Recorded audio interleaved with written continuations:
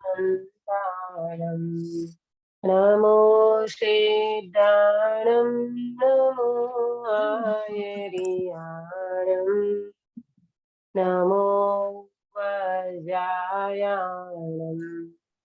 नमो लोये सपसाहुं।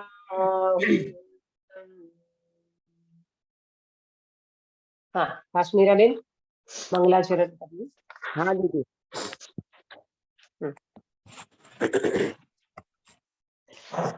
Coach बिन पर्याय में परिपूर्ण रीति विकास हो, पर से न इसमें कार्य हो, पर कार्य का कारण न हो। जाने स्वपर को स्वपर के जानने में आय भी, नहीं त्यागता कुछ भी तथा नहीं ग्रहण कर कुछ कभी। घटता न बढ़ता आत्मा एक रूप रहता नित्य रे। हर समय उपजे नष्ट हो, फिर भी सदा ध्रुवता धरे, फिर भी सदा ध्रुवता धरे। बहुत सुंदर मंगलाचरण किया आपने। थोड़ी आवाज आपकी थोड़ी कट रही थी, वैसे बहुत अच्छा था। सुबह मंगल प्रभात की मंगल बेला है और हम अपने 46 शक्तियों के माध्यम से अपने आत्म वैभव को देखने का अभ्यास कर रहे हैं। हमने 12 शक्तियों की चर्चा कर चुके हैं और कल हमने असंकुचित विकासत्व शक्ति, इसकी चर्चा कल हमने शुरू की है। बहुत मार्मिक शक्तियां हैं। एक एक शक्ति का अगर विचार किया जाए तो सारी उपलब्धि जीव को अपने आप में हो जाती है। आपको जो चाहिए वो आपके पास शक्ति है, जो चाहिए वो आपके पास ही मिल रहा है। सुख चाहिए, शांति चाहिए, आनंद चाहिए, निराकुलता चाहिए, ध्यान चाहिए, सब कुछ अपने आप में है, कहीं बाहर झांकने की जरूरत नहीं है। ऐसी सुंदर शक्तियां हैं। कल हमने असंकुच विकासत्व शक्ति की चर्चा की थी, उसमें बहुत सारी चर्चाएं दूसरी भी हो गई थी। फिर अपन दोबारा एक बार इसकी चर्चा करेंगे। थोड़ी सी मिसअंडरस्टैंडिंग प्रस्तुतिकरण जरा सही ढंग से नहीं हुआ था, उसको मैं आज बहुत अच्छी तरह से इसको अपन समझेंगे। फिर से ये शक्ति की अपन चर्चा करते हैं। पहले परिभाषा, कल जो हमने बताई थी आपको परिभाषा, क्षेत्र और काल से अमर्यादित ऐसे चिद विलास रूप चैतन्य के विलास स्वरूप असंकुचित विकासत्व शक्ति। बराबर, क्षेत्र और काल से अमर्यादित। क्षेत्र और काल से अमर्यादित का मतलब यहाँ पर अपन समझेंगे कि क्षेत्र और काल के अमर्यादित। कल जो बात चली गई थोड़ी वो अलग उसमें चली गई थी। मुझे ये बताना था, कल मेरा ही प्रस्तुतिकरण ठीक नहीं हुआ था। क्षेत्र और काल से अमर्यादित का मतलब क्या जानने की बात है यहाँ पर, कि आत्मा इतने ही क्षेत्र को जाने अथवा इतने ही काल को जाने, ऐसा ऐसी ऐसी असंकुचित विकासत्व शक्ति में ऐसा नहीं है। संकोच बिना का विस्तार है। माने आत्मा के जो गुण पर्याय है, जो द्रव्य गुण की तो बात छोड़ो, पर्याय की बात है कि पर्याय जब प्रकट होगी, निर्मल पर्याय जो प्रकट होती है स्वभाव के आश्रय से, वो स्वभाव के आश्रय से प्रकट होने वाली पर्याय, जैसे हम केवल ज्ञान की बात करें तो केवल ज्ञान की पर्याय जो प्रकट होगी, वो केवल ज्ञान की पर्याय में क्षेत्र और काल की जानने में कोई बाधा नहीं होगी। केवल ज्ञान की पर्याय इतने क्षेत्र को ही जानेगी, ऐसा कोई मर्यादित नहीं है। माने अनलिमिटेड क्षेत्र को जानेगी और अनलिमिटेड काल को जानेगी। ये वाली बात मुझे कहना थी। कल थोड़ा प्रस्तुतिकरण ठीक नहीं हो पाया, आज आप अच्छे से सुन लेना और समझ लेना कि क्षेत्र और काल की कोई मर्यादा नहीं है। इसका क्या मतलब हुआ कि असंकुचित विकासत्व शक्ति का ये है कहना, मतलब ये शक्ति का कार्य है कि आत्मा में जो निर्मल पर्याय प्रकट होगी, जैसे केवल ज्ञान की पर्याय प्रकट हुई, तो ये केवल ज्ञान की पर्याय इतने ही क्षेत्र को जाने, ऐसी कोई मर्यादा नहीं है। इतने ही काल को जाने, ऐसी कोई मर्यादा नहीं है। तो जानने में कितना आएगा केवल ज्ञान में? अनलिमिटेड क्षेत्र और अनलिमिटेड काल को जानेगी। आप मुझे बताना, आत्मा अनादि अनंत है, उसकी कोई आदि नहीं है, उसका कोई अंत नहीं है, ये कौन जानता है? केवल भगवान। केवल ज्ञान जानता है। केवल ज्ञान में तो आत्मा की आदि नहीं है, ऐसा जाना किसने?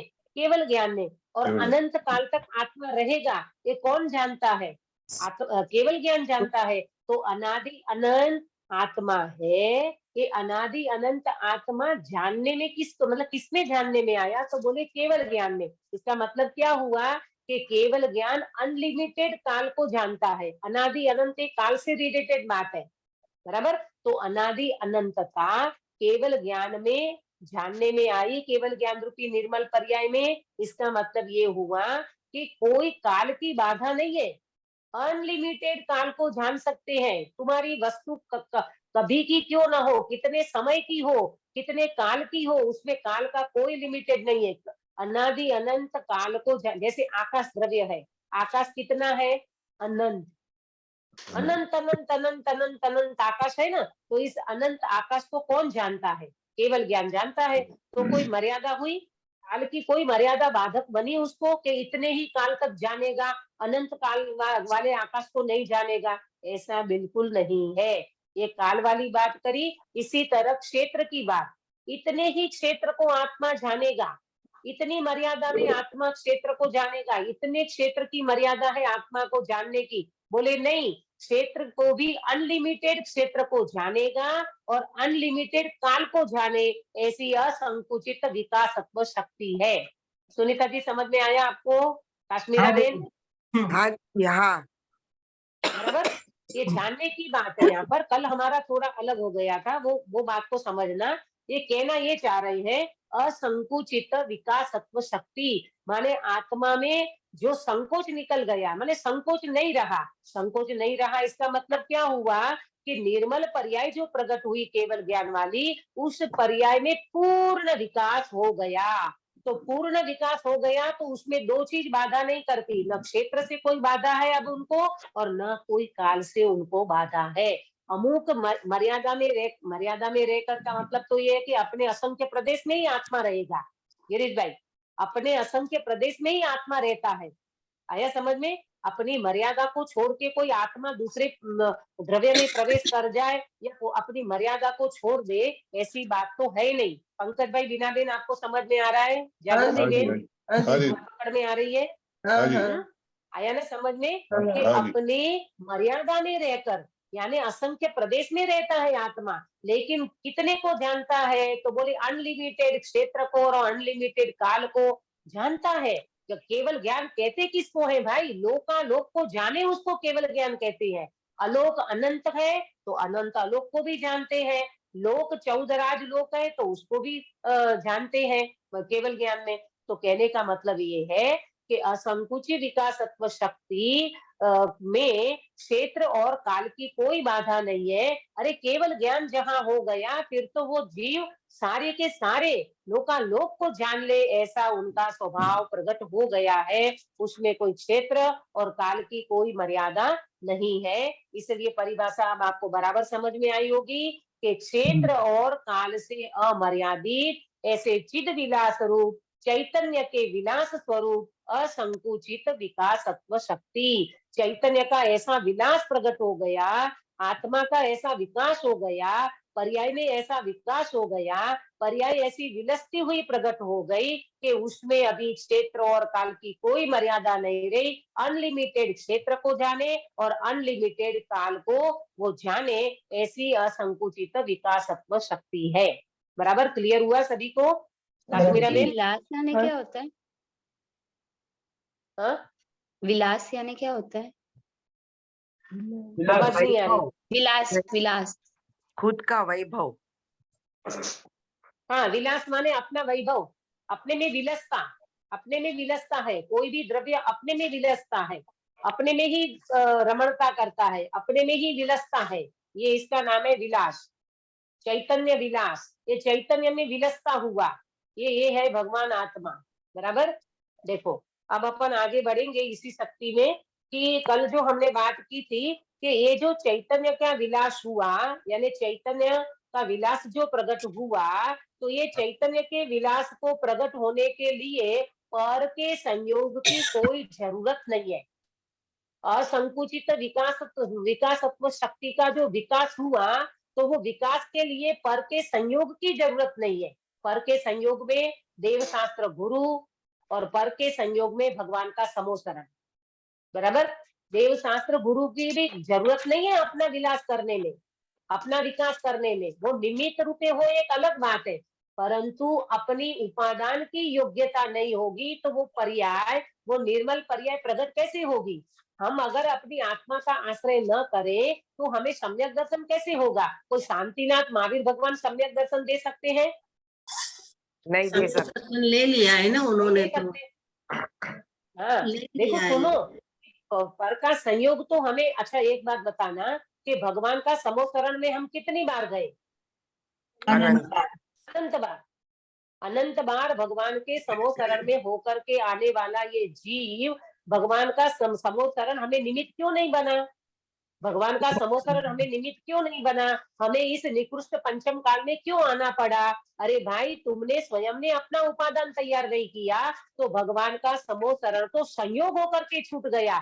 इसीलिए समझना कि भगवान का समोसरण के देव शास्त्र गुरु ये वास्तव में मात्र संयोग का निमित्त, मतलब संयोग है, पर ये संयोग से हमारा काम होगा ऐसी पराधीनता और परतंत्रता बिल्कुल नहीं है।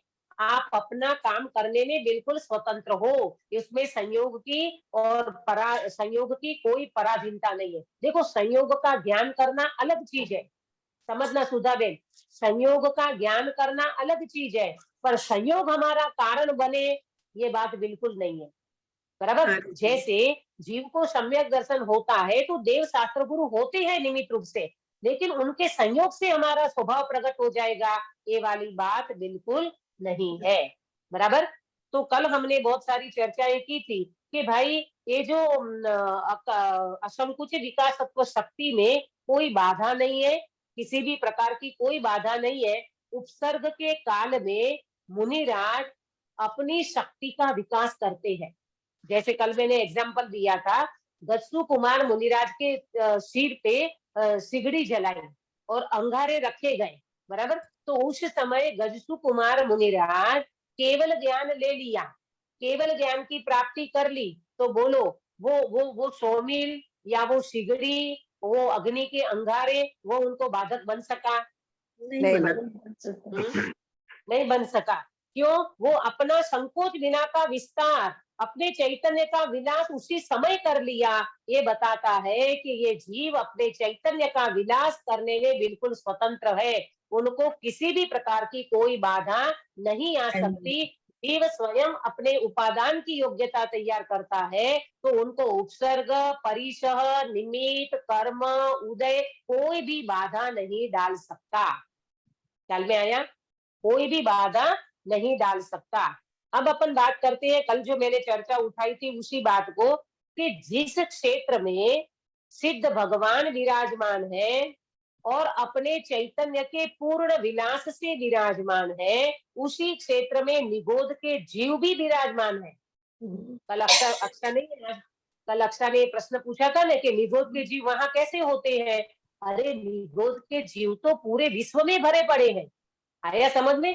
ये जो प्रश्न था ना कल अक्षा का, वो निगोद के जीव में, वो जो नीचे 7वीं नरक में जो कलकल पृथ्वी है ना, वह उनका सेंटर पॉइंट है। मैंने मुख्य रूप से वो निगोद के जीवों की राशि वहां पर है, लेकिन सूक्ष्म निगोद के जीव तो पूरे विश्व में भरे पड़े हैं।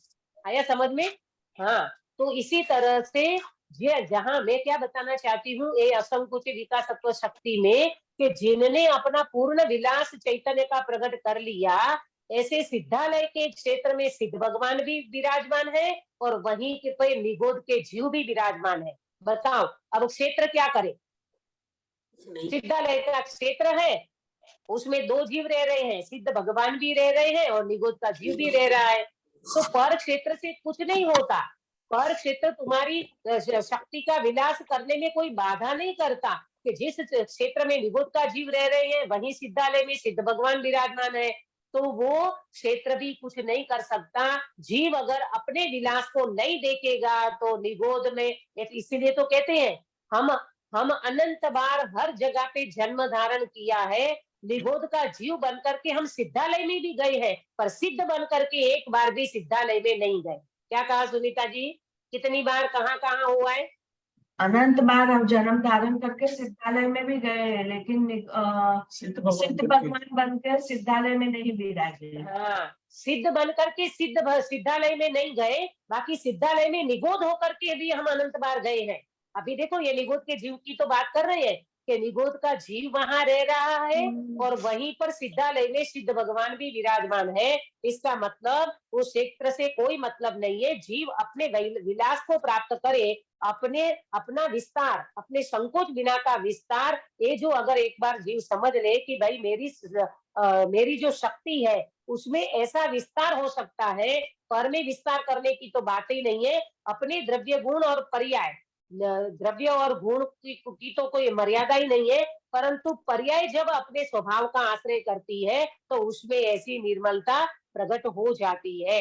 अब ये सिद्ध भगवान जहाँ विराजमान है वहां सिद्ध भगवान का जो विकास हो चुका है, तो सिद्ध भगवान अपने चैतन्य विलास के साथ अनंत आनंद में विराजमान है। अब सुनना, और वहीं पर निगोद का जीव अनंत दुख को भोगता है। पंकज भाई बात समझ में आई आपको?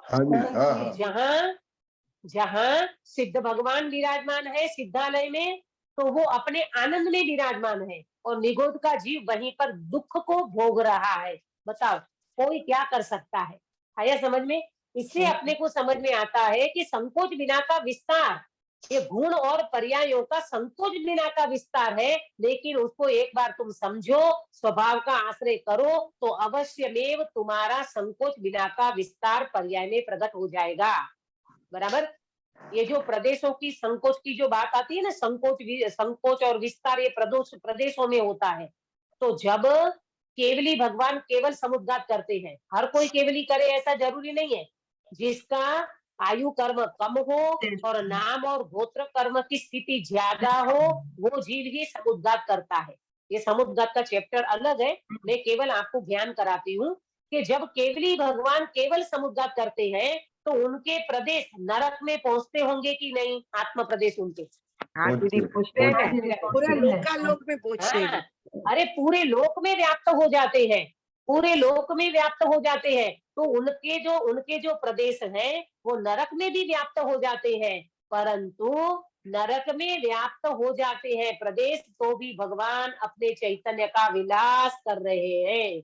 आया समझ में? बात ये बताना है कि उस क्षेत्र में प्रदेश पहुंचते हैं तो भी वो क्षेत्र से कोई बाधा नहीं है। कल बताया था कि 7वीं नरक में नारकी अपने आत्मा का अनुभव कर लेता है, तो पर का नरक का क्षेत्र स्पर्शता नहीं है उनको, वो उनको बाधा नहीं कर सकता, वो अपना सम्यक दर्शन करने में स्वतंत्र है। गिरीश भाई समझ में आया आपको? जी हाँ, इससे क्या समझना? स्वतंत्रता समझना, अपनी स्वाधीनता समझना। अपन अनुकूलता में बहुत खुशी होते हैं और प्रतिकूलता में अपन तुरंत दीनहीन हो जाते हैं। यहाँ ऐसी कोई बात नहीं है। अपना उपादान, अपनी योग्यता तैयार होगी तो ज्ञानी कहते हैं तुम्हारा चैतन्य विलास अवश्यमेव प्रकट हो जाएगा। उसके लिए वास्तव में कोई भी कारण बाधक नहीं बनता। ये असंकुचित विकास तत्व शक्ति की बात की कि असंकुचित विकास तत्व शक्ति में हो, बात ये है कि द्रव्य की शक्ति को समझेंगे ना तो ये अपनी पर्याय की संकुचितता टूट जाएगी। मालूम अभी लोगों को क्या लगता है, अरे दीदी हम ये काम कैसे कर सकते हैं, हमको तो अभी कुछ नहीं आता, हमारे पास तो बिल्कुल ज्ञान नहीं है, हमको तो आपके जैसा कोई बोलना नहीं आता। अरे बोलने से और ज्ञान से इसका कोई संबंध नहीं है। ज्ञान आपको मात्र इतना होना चाहिए कि मैं शुद्धात्मा हूँ, मैं भगवान आत्मा हूँ, मेरा सुख दुख का कारण कोई पर नहीं है, मैं पर से कभी सुख दुखी हो नहीं सकता, मेरा सुख मेरा आनंद मेरे में है, इतना ज्ञान तो बस हो गया। और क्या ज्यादा चाहिए? ज्ञान का विस्तार नहीं चाहिए, ज्ञान का डीप चाहिए। ज्ञान गहराई में जाएगा तो वो ज्ञान अपने आत्मा का अनुभव कर लेगा। आया समझ में? ऐसी कोई बात नहीं है कि भाई हमको इतना नहीं आता कि इतना आता है। ये बार्किक श्रेष्ठम ज्ञान से इसकी बिल्कुल कोई कंडीशन नहीं है कि इतना श्रेष्ठम प्रयोजनभूत तत्व पकड़ में आ जाए तो जीव काम कर लेता है। शिवभूति मुनिराज को क्या था बताओ? गुरु का मंत्र भी जिसको याद नहीं रहा, नमोकार मंत्र भी जिसको याद नहीं रहता था, वो जीव ने केवल ज्ञान कैसे लिया होगा? ये आत्मा की असंकुचित विकासत्व शक्ति का भान हो गया, शक्ति के पिंड का भान हो गया, स्वभाव का भान हो गया, तो वो जीव ने अपना काम कर लिया। इस तरह से ये असंकुचित विकासत्व शक्ति की चर्चा हमने की है। अभी अपन आगे बढ़ेंगे। हाँ, कल वाला एक जो प्रश्न था, मुझे अक्षा नहीं दिख रही है। अक्सर वो लोग ट्रैवल कर रहे हैं ना दीदी? अक्सर भी मुंबई। अच्छा, ट्रैवलिंग में होंगे, बराबर। हाँ, अंकित का जाना था इसलिए। हाँ, बात ये थी, उनका जो ये प्रश्न था ना, छठवें काल में क्या था? छठवें काल में जीव सम्यक दर्शन कर सकता है कि नहीं है? छठवें काल में सम्यक दर्शन नहीं होता। मैं ये बात आपको क्लियर, कल मैंने बताया था, मैं पहले पूरी बात को समझ लूंगी, बाद में बताती हूँ। क्यों? कि आगम का ज्ञान अपने को पूर्ण तरीके से नहीं ख्याल में हो तो वो बात को प्रस्तुत नहीं कर सकते अपन, क्योंकि जिना ज्ञाति मर्यादा होती है। तो बात ये है कि छठवें काल में जीव सम्यक दर्शन को प्राप्त नहीं कर सकता। अब क्यों नहीं कर सकता? उसका रीजन ये है, छठवें काल में धर्म का नाश हो जाएगा। प्रलय होगा ना, प्रलय, उसके बाद छठवां काल आ जाता है, फिर प्रलय हो जाता है, तो सारा धर्म नाश हो जाता है। वहां देवशास्त्र गुरु भी नहीं रहते, वहां धर्म का कोई वातावरण नहीं रहता, वहां धर्म का किसी भी प्रकार का कोई आयतन भी नहीं रहता। इसीलिए वहां जीव सम्यक दर्शन नहीं कर सकता। ठीक है। अब आपको प्रश्न ये हुआ था अक्षा का कि फिर दीदी नरक में भी तो देवशास्त्र गुरु नहीं है, तो वहां जीव कैसे सम्यक दर्शन कर सकता है? बात सही है कि नरक में भी नहीं है देवशास्त्र गुरु, परंतु नरक में सम्यक दर्शन होने की योग्यता का निमित्त है। क्या है मालूम? नारकी के जीव को सम्यक दर्शन करने के लिए वेदना निमित्त बनती है, जाति स्मरण ध्यान निमित्त बनता है। मैं आपको चाहे तो मैं ये नोट करा सकती हूँ। मुझे सीमा दीदी ने बताया कि ऐसे ऐसे कारण, देखो सम्यक दर्शन उत्पन्न होने के 5 निमित्त कारण है। आप नोट कर लेना, हमेशा के लिए ये बात आपको क्लियर हो जाएगी। अक्षर सुन लेगी फिर ये। सम्यक दर्शन उत्पन्न होने के 5 निमित्त कारण है। पहला देव दर्शन। अक्सर ज्वाइंट થઈ ગઈ। हाँ, कोई बात नहीं। सम्यक दर्शन उत्पन्न होने में 5 निमित्त कारण है।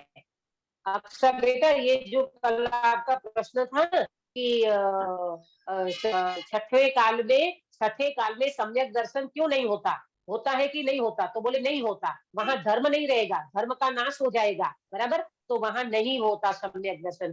फिर आपका ये प्रश्न था कि नरक गति में भी तो देवगुरु धर्म नहीं है, तो वहां पर कैसे सम्यक दर्शन हो सकता है? तो मैं अभी आपको ये बात नोट कराती हूँ। सम्यक दर्शन उत्पन्न होने का 5 निमित्त कारण है। पहला देव दर्शन, दूसरा जाति स्मरण, तीसरा धर्मोपदेश, चौथा वेदना और 5वां देव रिद्धि दर्शन। पांचवा देव रिद्धि दर्शन। देवों को रिद्धि कोई प्राप्त हो जाती है ना, किसी को रिद्धि प्राप्त हो जाती है, तो उससे भी जीव को सम्यक दर्शन की प्राप्ति होती है। वेदना मतलब वेदना से सम्यक दर्शन प्राप्त होगा, वो मतलब नारकी को जब भी बताती हूँ पहले हाँ बताती हूँ। चौथा क्या था दीदी? देव दर्शन, वेदना। देखो सुनो फिर से बोलती हूँ। देव दर्शन, जाति स्मरण, धर्मोपदेश, वेदना और देव रिद्धि दर्शन। अब देखो, मनुष्य गति है ना, मनुष्य गति, मनुष्य और तिर्यंच में ये 5 में से कितने होंगे? मनुष्य और तिर्यंच में ये 5 में से क्या क्या हो सकता है? तो देव दर्शन है, मनुष्य तिर्यंच को, जाति स्मरण भी हो सकता है, धर्म का उपदेश, वेदना उसको निमित्त नहीं बनती, ऐसा इसमें लिखा हुआ है। अब ये अपने को सोचना होगा। और देव रिद्धि दर्शन ये भी इसमें नहीं है, मनुष्य और तिर्यंच में। पहले आप नोट कर लो, फिर अपन इसको समझेंगे थोड़ा। मनुष्य और तिर्यंच में देवदर्शन, जाति स्मरण और धर्मोपदेश, ये 3 चीज अवेलेबल है। वेदना से उनको सम्यक दर्शन हो, इसमें चौकड़ी लगी हुई है, और देव रिद्धि दर्शन में भी चौकड़ी लगी हुई है। तो ये जरा सा अपने को सोचना है, बराबर। फिर देवगति में,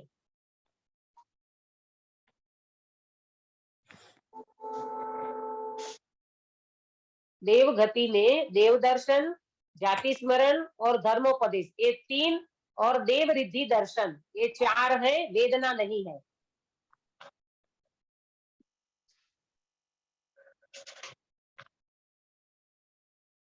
और नरक गति में देवदर्शन, नरक गति में देवदर्शन नहीं है, जाति स्मरण है, जाति स्मरण से निमित्त बन सकता है, धर्मोपदेश निमित्त बन सकता है, और वेदना निमित्त बन सकती है। काश्मीराबेन, आपका जो प्रश्न है ना वेदना, तो वो जो नारकी के जीवों को निरंतर जो पीड़ा होती रहती है ना, वहाँ क्षेत्र जनित पीड़ा बहुत है नारकी के जीवों को, तो सोड़ रोग तो महाभयंकर उत्पन्न हो जाते हैं। जैसे अपने यहाँ कैंसर, एड्स, ये रोग बहुत बड़े माने जाते हैं ना, तो नारकी के जीवों को तो उत्पन्न होते ही सोड़ महारोग उत्पन्न हो जाते हैं। जैसे वो कुंभी में उत्पन्न होते हैं ना, तो तुरंत के तुरंत उनको 16 रोग उत्पन्न हो जाते हैं। तो इसी कारण उनको वो वेदना सम्यक्त्व में निमित्त कैसे बनता है कि जैसे यहाँ भरत क्षेत्र में कोई तीर्थंकर का जन्म कल्याणक हो रहा हो, उसी समय 2 घड़ी के लिए पूरे 3 लोक में शांति हो जाती है, यानी किसी भी प्रकार की किसी को वेदना नहीं होती है। उस समय ये जीव अपने स्वभाव का आश्रय कर लेता है, तो उनको सम्यक दर्शन की प्राप्ति हो जाती है। तो उसमें वेदना सम्यक्त्व निमित्त बनता है कि ऐसे जीवों को, ऐसे वेदना के काल में भी उस जीव को सम्यक दर्शन की प्राप्ति हो सकती है, ऐसा कथन आता है, बराबर। हाँ दीदी। और नरक में पहले से 3 नरक तक, देखो नरक गति में पहले से 3, सुनो, नरक गति में पहली से 3 नरक तक में जाति स्मरण, धर्मोपदेश और वेदना निमित्त है, और 4थी से 7वें में जाति स्मरण और वेदना, वहां धर्मोपदेश नहीं है। बराबर, क्यों नहीं है? क्योंकि 4थी से 7वीं नरक तक कोई यहाँ से देव या कोई भी व्यक्ति जा नहीं सकता। धर्म का उपदेश 1 से 3 नरक तक ही है। और कौन गया था तीसरी नरक में? कौन गया था? रावण, सीता का गया था रावण को, सीता का जीव रावण को प्रतिबोध धर्मोपदेश देने गए थे, है ना, रावण को प्रतिबोध करने गए थे। तो तीसरी नरक तक ही जीव जा सकता है, आगे की 4 से 7वीं नरक में धर्मोपदेश नहीं है, वेदना और जाति स्मरण छठे आरे में नहीं होता है, जाति स्मरण छठे आरे में नहीं होता। 1 मिनट, आवाज नहीं आ रही आपकी क्लियर। छठे आरे में जाति स्मरण नहीं हो रहा है, ऐसा पूछ रही है ना, छठे आरे में जाति स्मरण नहीं होता। धर्म का आपको पता है, छठे आरे में मांसाहारी जीव होंगे, मांसाहारी, अकेला मांस का ही सेवन करते होंगे, वहां किसी भी प्रकार की कोई व्यवस्था नहीं है। इतने क्रूर परिणाम वाले जीव छठवें काल में जन्मेंगे, वहां धर्म का नाश है, किसी भी प्रकार का कोई धर्म का आयतन नहीं है, किसी भी प्रकार की जीवों की वैसी योग्यता ही नहीं है, और बहुत अल्प समय 20 साल की आयु में तो सब खत्म हो जाएंगे। 6 साल की स्त्री तो गर्भधारण करेगी और 4-6 बच्चे को जन्म दे देगी, जैसे कुत्ती के पिल्ले होते हैं ना, इसी तरह 4-6 बच्चे इकट्ठे जन्म ले लेंगे, और मात्र 20 साल की उत्कृष्ट मैक्सिमम आयु है। आप विचार करो, छठवां काल महाभयंकर दुखम काल है, ऐसे काल में वो जीवों का जन्म होता है। तो ये 5 सम्यक दर्शन उत्पन्न होने में 5 निमित्त कारण इस तरह से बताए हैं: देव दर्शन, जाति स्मरण, धर्मोपदेश, वेदना और देव रिद्धि दर्शन। तो इस तरह से ऐसे आगम में ये बातें आती है। अब ज्यादा डिटेल तो अपन कभी इसको चैप्टर को अलग से समझे तब बन सकता है। तो मेरा तो ये कहना था, जो उनका प्रश्न था उसका मैंने उत्तर दिया कि छठवें काल में धर्म नहीं होगा, धर्म नहीं होगा तो सम्यक दर्शन होने का कोई कारण भी, निमित्त कारण भी वहां नहीं होता। बराबर आया समझ में? अभी अपन अकार्य कारणत्व शक्ति 14वें नंबर की, इसको शुरू करते हैं। बराबर, टाइम है अभी अपने पास। अकार्य कारणत्व शक्ति, देखो अपने अंदर में क्वेश्चन तो उठते हैं, मैं मना नहीं करती हूँ, लेकिन इसका समाधान, अधिकांश समाधान अपने को अपने स्वभाव से मिलेगा। अपन जितना जितना ज्ञान, अपने ज्ञान को आत्मा में लगाएंगे ना, तो वो आत्मा में ही ऐसी शक्ति पड़ी हुई है, ऐसे ऐसा स्वभाव पड़ा हुआ है अपना, कि जैसे ये बोलते ना कि भगवान की दिव्य ध्वनि तो अमुक टाइम में फिरती है, बराबर। लेकिन भगवान की दिव्य ध्वनि के बिना कई जीवों को उस समय में सामायिक करने लिए बैठते ना, देखो हर कोई व्यक्ति भगवान की दिव्य ध्वनि में प्रत्यक्ष जा सके ऐसा योग नहीं बनता, बराबर। परंतु भगवान की दिव्य ध्वनि फिरने के टाइम में, उस टाइम पीरियड में अगर आप अपनी साधना करने बैठो ना, तो अपने अंदर में उसका समाधान अपने आप होने लगता है। ऐसा निमित्त नैमित्तिक संबंध है कि आप अंदर में भगवान का स्मरण करो और फिर आप अपने स्वभाव का आश्रय करो, तो कई बार अपने आप से ही उनका समाधान होता रहता है। क्योंकि बाहर से व्यक्ति से समाधान मिलना ये इतना वो नहीं, मतलब इतना कारण कार्य भी नहीं बनता, पर अपना ही आश्रय करे ना जीव, तो अपने ज्ञान में ही बहुत सारे समाधान मिलते हैं, इस तरह का। चलो आगे बढ़ेंगे। अकार्य कारणत्व शक्ति परिभाषा क्या है? अकार्य कारणत्व शक्ति, यह आत्मा न तो अन्य से किया जाता है, यह आत्मा न तो अन्य से किया जाता है, इसीलिए अकार्य है, और न अन्य को करता है, इसीलिए अकारण है। इसको कहते हैं अकार्य कारणत्व शक्ति। फिर से बोलती हूँ, यह आत्मा न तो अन्य से किया जाता है, इसीलिए अकार्य है, और न अन्य को करता है, इसीलिए अकारण है।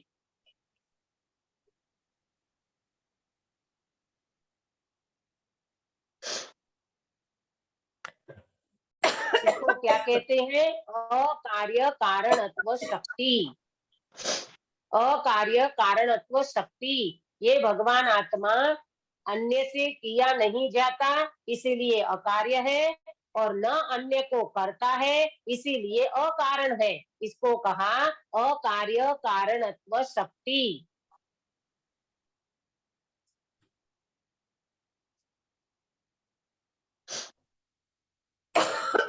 बराबर, नोट किया सभी ने? अब अकारण का अर्थ समझो। अकारण का अर्थ क्या है? दूसरा बिंदु, अकारण का अर्थ क्या है?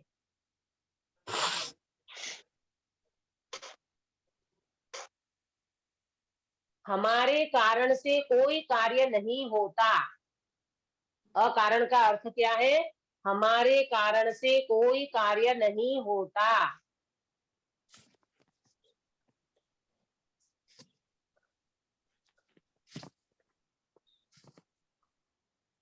देखो, मैं आपसे पूछूं, सूर्य का प्रकाश का कारण कौन है? सूर्य के प्रकाश का कारण कौन है? सूर्य खुद अपने आप प्रकाशित होता है। सूर्य खुद ही अपना कारण है ना, तो उसके लिए दूसरा अकारण है। दूसरे के कारण से हमारा कार्य नहीं होता, तो सूर्य का प्रकाश अकारण है, चंद्रमा की शीतलता अकारण है। कोई कहे कि ये चंद्रमा की शीतलता क्यों है, किससे है, तो बोले अकारण, उसका कारण कोई नहीं है। बोलो सुनीता जी, चंद्रमा की शीतलता किसके कारण से होती है? वो स्वयं चंद्र के कारण से होती है। हाँ, वो स्वयं अपना कारण है, दूसरा कोई कारण नहीं है, इसका नाम है अकारण। हमारे कारण,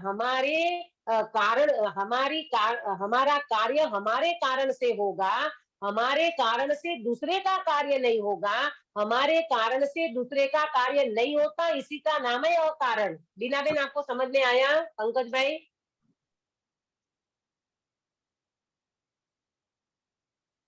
हाँ दीदी। ये बहुत बड़ी शक्ति है। अकार्य कारण तो शक्ति समझ में आ जाए तो जीव को सम्यक दर्शन अवश्य हो जाए। समझना, बात को समझना। हमारे कार्य के लिए अथवा हमारे कारण से कोई कार्य नहीं होता, हमारे कारण से। और हम तो हमेशा मानते हमारे कारण से ऐसा हुआ, उनके कारण से ऐसा हुआ। अरे किसी के कारण से किसी का कोई कार्य नहीं होता, अकारण है, ये समझना। सूर्य का प्रकाश अकारण है, चंद्र की शीतलता अकारण है, शक्कर की मिठास अकारण है, भगवान की दिव्य ध्वनि अकारण है। बोलो, शक्कर की मिठास का कारण कौन है? कोई दूसरा है उसका कारण? काश्मीरा बेन, स्वयं नहीं, संचालित शक्कर है, शक्कर खुद ही स्वयं। खुद मीठी है। हाँ, तो शक्कर की मिठास अकारण है। क्यों है शक्कर की मिठास? इसका कोई कारण नहीं है, अकारण है। जाओ, भगवान की दिव्य ध्वनि अकारण है, भगवान स्वभाव की से दिव्य ध्वनि अकारण है। कोई कहेगा कि भगवान की दिव्य ध्वनि का क्या कारण है? अरे कोई कारण नहीं है, फिरनी है तो फिरती है। अच्छा, महावीर भगवान की दिव्य ध्वनि 66 दिन तक क्यों नहीं फिरी? कारण ही उसका है। कारण अकार अकारण, हम्म, अकारण। आप ढूंढने जाओ, आप कईयों को निमित्त बनाओगे। अरे कितनी सारी बातें बताओगे। दीदी उस समय ना गौतम स्वामी नहीं थे, दीदी उस समय ना कालब्धि नहीं आई थी। तो ये सारे तो निमित्तों का कथन है। वास्तव में देखा जाए तो भगवान की दिव्य ध्वनि क्यों नहीं फिरी 66 दिन तक? अकारण, कोई कारण नहीं है। ये बात को समझो, ये बहुत बड़ा पॉइंट मैं आपको बता रही हूँ। मैं तो क्या बताती हूँ, इसमें लिखा हुआ है। और गुरुदेव श्री ने अकार्य कारणत्व शक्ति तो बहुत खिले हैं। हमारे सुमत भाई साहब भी इसकी इतनी व्यापक चर्चा करते हैं कि बोले एक ये शक्ति आपको समझ में आ जाएगी तो आपको सम्यक दर्शन अवश्य हो जाएगा। इतनी स्वतंत्रता ये अकार्य कारणत्व शक्ति में पड़ी है। आपको बात समझ में आई? मैं आपको अभी क्या बताया? अकारण का अर्थ बताया। अकारण माने हमारे कारण से कोई कार्य नहीं होता। जो भी कार्य होता है वो अपने ही योग्यता से होता है, उनके ही उपादान से होता है। वो बाकी सब अकारण है। पर द्रव्य तो अकारण है, कोई उसमें कारण नहीं है। बराबर? स्वद्रव्य अकारण है, स्वद्रव्य अकारण है। स्वद्रव्य का कारण कौन है? कोई नहीं अकारण है। कोई नहीं है, अकारण है छह द्रव्य। बराबर? अब मैं पूछूं, हमारे शरीर, हमारा छह द्रव्य में हमारा शरीर आया कि नहीं? पुद्गल द्रव्य में गिरीश भाई, आपका शरीर आया कि नहीं छह द्रव्य में? कौन सा है आपके शरीर का नाम? कौन सा है छह द्रव्य में? पुद्गल पुद्गल। हाँ बराबर, पुद्गल। बराबर। अब ये पुद्गल है ना, ये शरीर पुद्गल है। तो ये शरीर में ये जो पल्स चल रहे हैं ना अपने, ये धड़कन और ये पल्स जो चलते हैं, तो वो पल्स को कौन चलाता है? खुद चलता है ना, चलते हैं। चलता है। स्वयं ना। कोई उसको, मतलब पुद्गल का ही परिणमन है ना वो तो। और हम क्या मानते हैं? हम ये शरीर को मेंटेन हम करते हैं, ये बॉडी को, शरीर को हम अच्छा रखते हैं, ये शरीर को हम मेंटेन करते हैं, हमारे शरीर को हम फिट रखते हैं। अरे ज्ञानी कहते भैया अकारण, ये शरीर का परिणमन तेरे से नहीं है। ये शरीर का परिणमन वो अपने ही परिणमन अपने से होता है। तू इसके लिए अकारण है, तेरा कोई कारण नहीं है। ये शरीर के पुद्गल के पिंडों के परिणमन में ये सब अकारण है। इसका परिणमन स्वयं अपने ही परिणमन से होता है। तो कितना सारा कर्तव्य छूट जाएगा, कितनी सारी मिथ्या मान्यताएं निकल जाती है अगर जीव अकार्य कारणत्व शक्ति को समझे तो। राग का परिणाम भी स्वतंत्रता से होता है, जीव उसका अकारण है। सुनना ध्यान से, फिर से नया बिंदु नोट कराती हूँ। राग का परिणाम स्वतंत्रता से होता है, स्वतंत्रता से राग आता है, स्वतंत्रता से राग होता है, जीव उसका अकारण है। बोलो, मुझे कौन समझाएगा जीव अकारण क्यों है? सुधाबेन। जीव वो भाव नहीं करता है ना। जीव का तो मात्र जानना ही कार्य है। हाँ, इससे बोलो, यहाँ से बोलो कि जीव में ऐसी राग करने की कोई शक्ति नहीं है। जीव उसका अकारण है कि वो कार्य करने के लिए जीव बिल्कुल कारण नहीं है। राग करने के लिए जीव बिल्कुल कारण नहीं है, और राग रूपी कार्य जीव में होता नहीं है। इसीलिए अकार्य कारणत्व शक्ति से राग होता है अपनी स्वतंत्र योग्यता से, जीव उसका बिल्कुल कारण कार्यपना नहीं है। बराबर? अब अगला बिंदु नोट करना, अगला बिंदु नोट करना कि अगला बिंदु ये नोट करना कि एक कार्य का एक कार्य का दो कर्ता नहीं होता। ये बहुत मार्मिक बिंदु है आज का। ये शक्ति भी बहुत गजब की है। क्या बोला? एक कार्य का दो कर्ता नहीं होता। नोट करो पहले तो आपको समझ में आएगा। एक कार्य का दो कर्ता नहीं होता। दूसरी बात, एक कर्ता के दो कार्य नहीं होता। दो चीज नोट करी, दो चीज। बोलो कि काश्मीरा बेन क्या करा?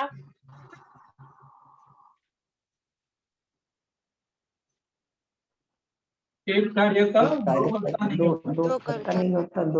और एक दो कर्ता का एक बहुत कार्य अच्छे नोट करो। नहीं होता। एक कार्य का दो कर्ता नहीं होता, नंबर एक। नंबर दूसरा, एक कर्ता के दो कार्य नहीं होते।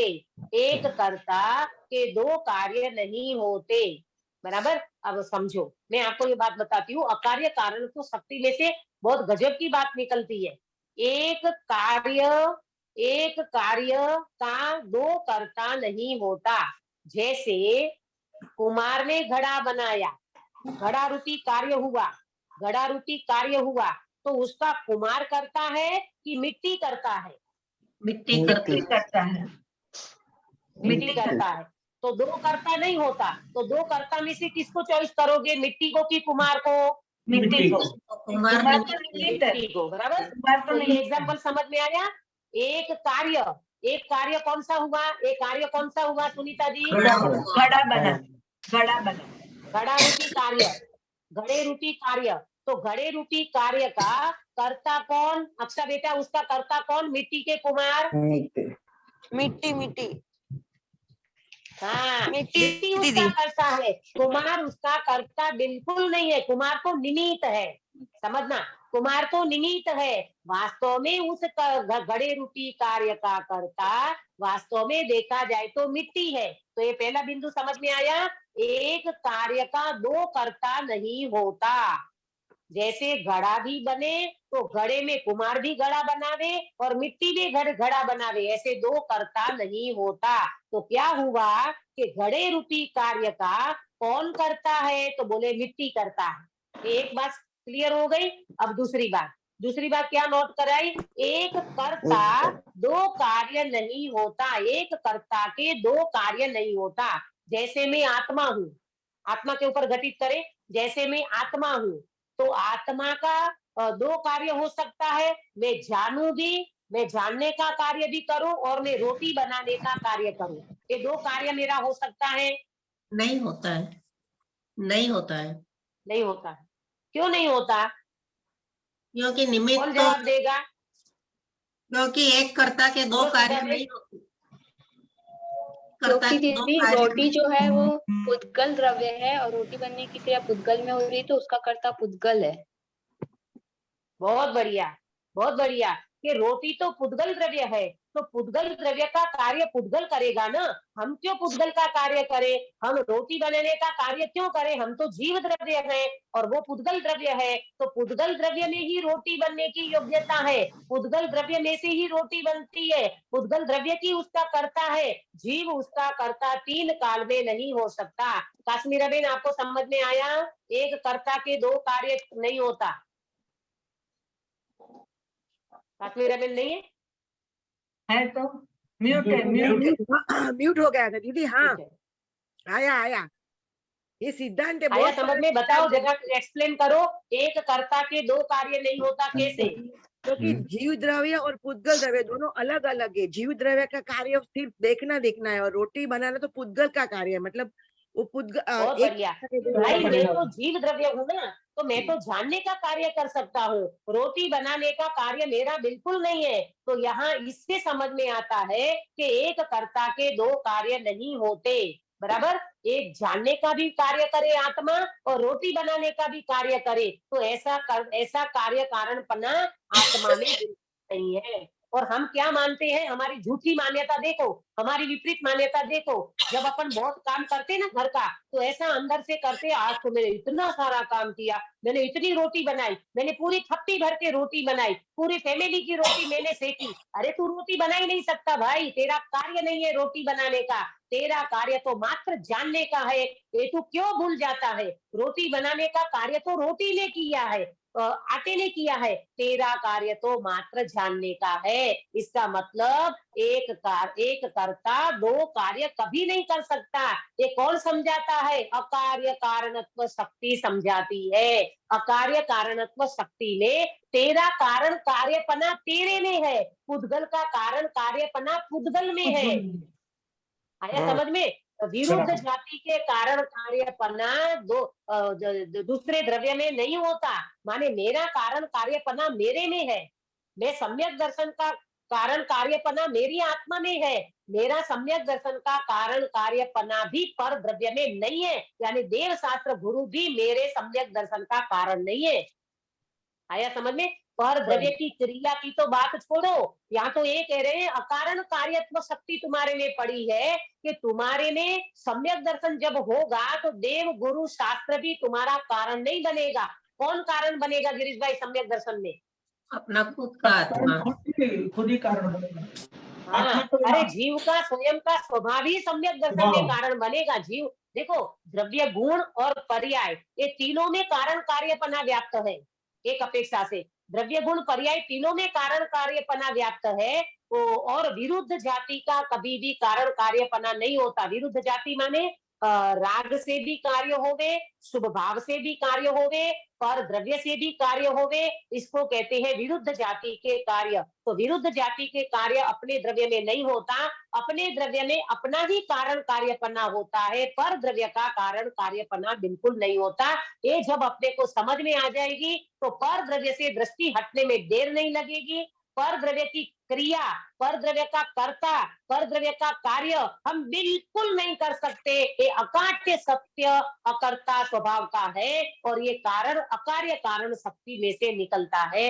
ये बात आपको समझ में आई होगी। अभी चर्चा बाकी है, समय हो चुका है, इसीलिए इसकी चर्चा अपन गुरुवार को करेंगे। आपको अकार्य कारण की शक्ति आपको समझ में आई होगी। विचार करना और भी पढ़ना, आपको अंदर से प्रैक्टिकल करोगे समझ में आ जाएगा मैं किस किस का कर्ता बन रहा हूँ, मैं किस किस का कार्य करने की कर्तृत्व करता रहता हूँ। और वास्तव में देखा जाए तो परिणमन इतना स्वतंत्र है, कोई किसी का कुछ नहीं करता, सब अपने अपने कारण कार्य पने से अपना ही कार्य करते हैं, दूसरों का कार्य कोई कर ही न सके, ऐसा ही जीव का स्वभाव है। इस शक्ति का हम सभी विचार करें। इस मंगल भावना से अभी की बात को मैं विराम देती हूँ। निज निधि निज में बताई यह अनंत उपकार है, इसके लिए जिन वाणी माँ को वंदना सतबार है, वंदना सतबार है। सुनीता जी आयो सर्व कराइए। नमो अर्यंताणम नमो सिद्धाणम नमो आर्याणम नमो वज्रायणम नमो लोये सर्वसाहुणम। नमो अर्यंताणम नमो सिद्धाणम नमो आर्याणम नमो वज्रायणम नमो लोये सर्वसाहुणम। नमो अर्यंताणम नमो सिद्धाणम नमो आर्याणम नमो वज्रायणम नमो लोये सर्वसाहुणम। नमो अर्यंताणम नमो सिद्धाणम नमो आर्याणम नमो वज्रायणम नमो लोये सर्वसाहुणम। नमो अर्यंताणम नमो सिद्धाणम नमो आर्याणम नमो वज्रायणम नमो लोये सर्वसाहुणम। नमो अर्यंताणम नमो सिद्धाणम नमो आर्याणम नमो वज्रायणम नमो लोये सर्वसाहुणम। नमो अर्यंताणम नमो सिद्धाणम नमो आर्याणम नमो वज्रायणम नमो लोये सर्वसाहुणम। नमो अर्यंताणम नमो सिद्धाणम नमो आर्याणम नमो वज्रायणम नमो लोये सर्वसाहुणम। नमो अर्यंताणम नमो सिद्धाणम नमो आर्याणम नमो वज्रायणम नमो लोये सर्वसाहुणम। नमो अर्यंताणम। बोलो अंतर्मुख मुद्राधारी सर्वजिनेन्द्र भगवान की जय जय हो। हो। नित्य बोधिनी द्वादशांगमयी जिनवाणी माता की जय जय हो। हो। तीन कम 9 करोड़ सर्वे वितरागी महामुनि राजों की जय जय हो। हो। परम अहिंसामय वितरागी जैन धर्म की जय हो। जय सभी जिनेंद्र। को जय जिनेंद्र।